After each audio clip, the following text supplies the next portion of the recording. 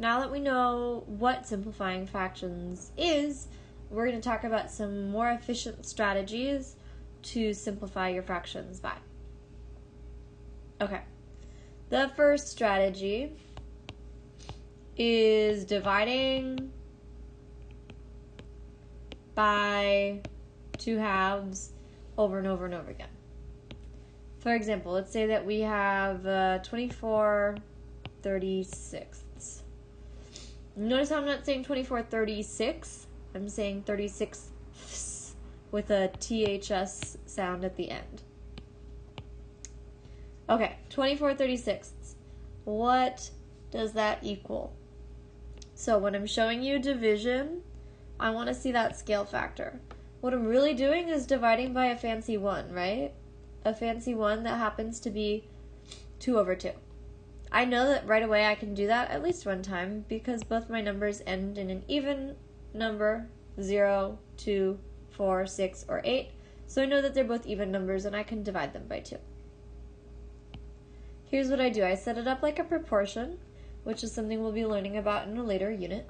But it basically just means a fraction set equal to an equivalent fraction that looks a little different. Okay, so I'm going to put my arrows pointing in the direction that I'm going. Since they're both even, I know that I can divide them both by 2. And this way to set up my division is just a different way than writing 24/36 divided by 2 halves equals 12/18. It's the same thing. I just think it tends to look a little simpler. I like it better, but if you like this way, you go for it. Like I just said down there in the gray, 24 divided by 2 is 12, 36 divided by 2 is 18. Still both even numbers, so I'm going to go for it again. 12 divided by 2 is 6, and 18 divided by 2 is 9. Here's where the dividing by 2 strategies fails me. At that point, if I just followed divide by 2 halves, I would think my answer was 6/9, and I would circle it, and I would be incorrect, because in our class, I will only ever give you a point if you present me with your answer in the simplest possible form. And while 6/9 is more simplified than 24/36, it's not the most simplified, because I could divide both 6 and 9 by 3, or scale down by dividing 6/9 divided by a fancy 1 of 3/3. That gives me my final answer of 2/3, and that is what cannot be simplified more. So dividing by 2 halves is great, especially if you don't know the factors of 24 or 36, but the moment you hit an area where you do know factors, I would suggest going either the greatest common factor simplifying strategy or the prime factorization simplifying strategy. Because if you lean too heavily or depend too much on this dividing by 2 halves strategy, you might wind up thinking that you've got a final answer, which is not technically simplified enough. Okay, Miss Douglas, you just mentioned 2 other strategies, and I forget / I was absent. I don't know what you're talking about. Well, let me tell you. The greatest common factor strategy. You can call it greatest common factor or GCF, which stands for greatest common factor, and it looks a little something like this. I'm going to think of a new example. Let's say 24/28. I have to simplify that. Here is my strategy. I'm going to, off to the side or in my head, think of all of the factors for 24. If you want to create a rainbow diagram off to the side, you go for it. I'm going to list all of my factors, though. I don't need the actual rainbow. I just need the factors. I'm going to list them from least to greatest. 1 times 24 gives me 24. 2 times 12 also equals 24. 3 times 8 is 24, and 4 times 6. Those are all my factors for 24. Great, got them. Not done yet. Now I'm going to list all of my factors for 28. 1 times 28 is 28. 2 times, let's think about it, 14. 3 times, well, wait, can I do 3? 8 plus 2 is 10. That's not divisible by 3. Nope. 4 times, I knew that one. 4 times 7. And that's it. Okay, so now that I have all my factors listed for 24 and all my factors listed for 28, I'm still not done. I'm looking for the greatest, that means largest, common, coming back to that one, factor. Got all my factors. Yes, that part, done with.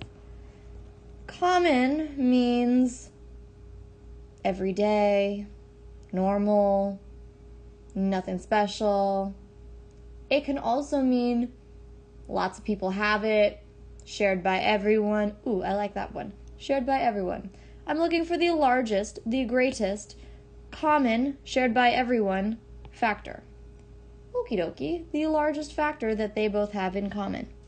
Well, they both have 1, but I'm never going to really care about that one because if I divide 24 28ths by 1 over 1, that still gives me 24 28ths and I didn't simplify anything. So 1's out. Whoa, yay, they both have a common factor of 2.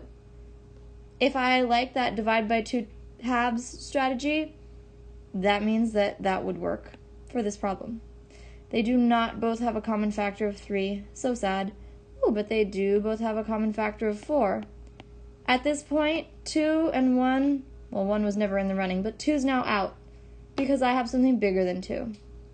I'm going to keep checking, though, just in case I have something bigger than 4 as a common factor. 6, nope. 7, nope. 8, no.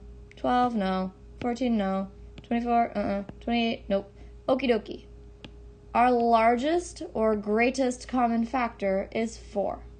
So what I'm going to do is I'm going to take my 24 28ths and I'm going to divide them by a fancy one of 4/4.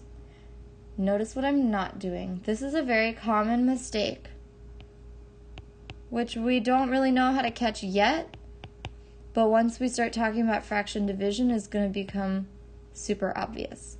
24 28ths divided by 4. That is not dividing by 1.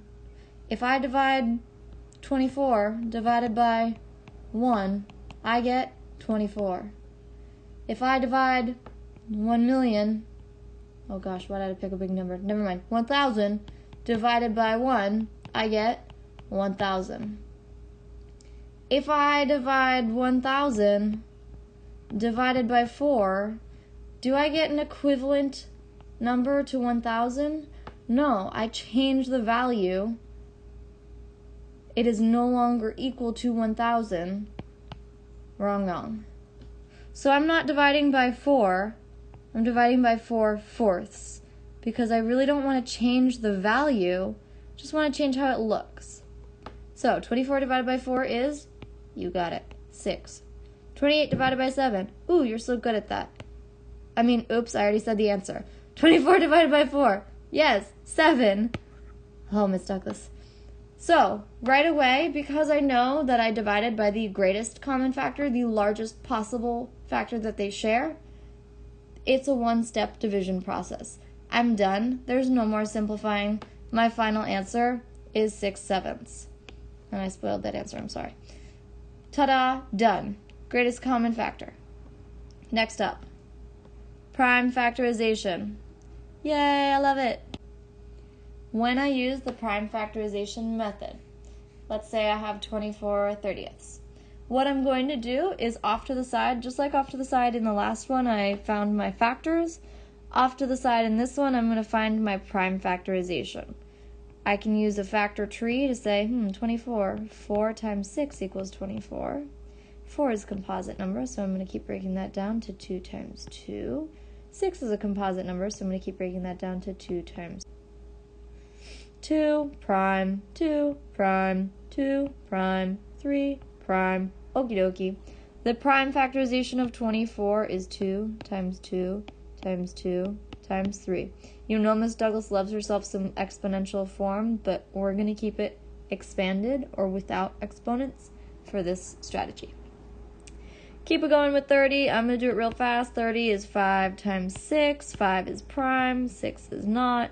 2 times 3. Let's double check that. 2 times 5 is 10. Times 3 is 30. Yes, okay. 2 times 3 times 5. Here's what we're going to do now. Can I make any fancy ones there? Oh, yeah. This 2 and this 2. 2 divided by 2 is 1. That's just a fancy one. Can I do any other fancy ones? Oh yeah, this 3 divided by this 3 makes a really weird looking fancy one. They cancel each other out, because if I'm going to do something times 2 in my numerator and times 2 in my denominator, then I know I could simplify by a factor of 2. So basically this is me saying 24 30ths divided by 2 halves, and then that equals 12 15ths divided by 3 that equals 4 fifths. That's all the work that just happened when I just wrote in my fancy ones. Because what's left? Well, in my numerator, I have 1 times 2 times 2 times 1. 1 times 2 is 2. 2 times 2 is 4. 4 times 1 is still 4. In my denominator, I have 1 times 1, that's 1, times 5, 5. There we go. 4 fifths is as simple as it gets. That's my simplified form. And that is my last strategy for simplifying your fractions.